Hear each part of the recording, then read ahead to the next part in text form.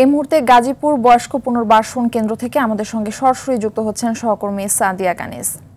সাদিয়া, ঈদ মুবারক। সাদিয়া, জানাবেন যে বয়স্ক পুনর্বাসন কেন্দ্রের ঈদ উদযাপন কেমন দেখতে পাচ্ছেন এবং সেখানে যেসব বৃদ্ধ বাবা মারা আছেন তারা কি বলছেন?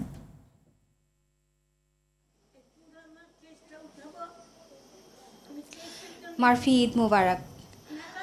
আমি এই মুহূর্তে রয়েছি গাজীপুরের একটি পুনর্বাসন কেন্দ্রে, বয়স্ক পুনর্বাসন কেন্দ্রে। এটি মণিপুর এলাকার একটি পুনর্বাসন কেন্দ্র, যেখানে প্রায় 150-রও বেশি প্রবীণ মানুষজন এখানে বসবাস করেন। তারা একসঙ্গে একে অপরের সাথে বসবাস করেন, কিন্তু তারপরও তাদের জীবন কিন্তু নিঃসঙ্গ।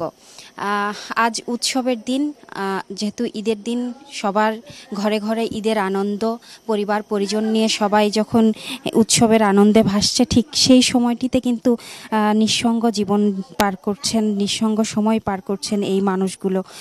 আপনি হয়তো দেখতেই পাচ্ছেন, এখানে নেই কোনো কোলাহল, নেই কোনো আড়ম্বর কোনো উৎসব। তবে কর্তৃপক্ষ এখানে যারা রয়েছেন তারা কিন্তু তাদের জন্য পশু কুরবানি দিয়েছেন, তাদের সাথে ঈদের আনন্দ ভাগাভাগি করে নিতে। তারপরও কিন্তু তাদের চোখে মুখে মলিনতার ছাপ স্পষ্ট দেখতে পাচ্ছি আমরা। বাইরের জগৎ থেকে কিন্তু একেবারেই আলাদা একটি জগৎ। এখানে না আসলে হয়তোবা এই অনুভূতি, এই গল্পগুলো বলে বোঝানো যাবে না। তারপরও তাদের দিন কাটছে, তাদের জীবন কাটছে, সময় পার হয়ে যাচ্ছে, তারপর কিন্তু তাদের অপেক্ষা আসলে ফুরোচ্ছে না। আপনি দেখতেই পাচ্ছেন ঈদের দিন, তারপরও কিন্তু তাদের কোনো আনন্দ নেই, খুশি নেই।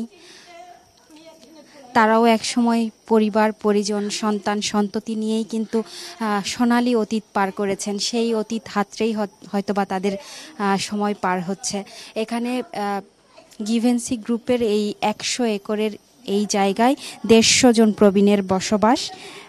সবার গল্পই কিন্তু আলাদা আলাদা, কেউ কারোর সাথে গল্পের মিল নেই, যদিও তাদের ঠিকানা একই, তারপর গল্পে কিন্তু মিল নেই। এক একজনের এক এক রকম গল্প। কেউ কারো সন্তানের অবহেলায় এখানে এসে উঠেছেন, কেউ আবার পরিবার পরিজনের কাছ থেকে ভালোবাসা না পেয়ে তারাই আসলে তাদেরকে এখানে রেখে গেছেন।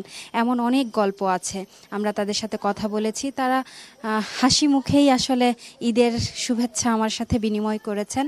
তারপরও বলছে, তারা কিন্তু আনন্দের কথাই জানাচ্ছেন, কিন্তু তাদের চোখে মুখে আসলে দেখেই বোঝা যাচ্ছে কোনো আনন্দের ছাপ লেশ মাত্র নেই।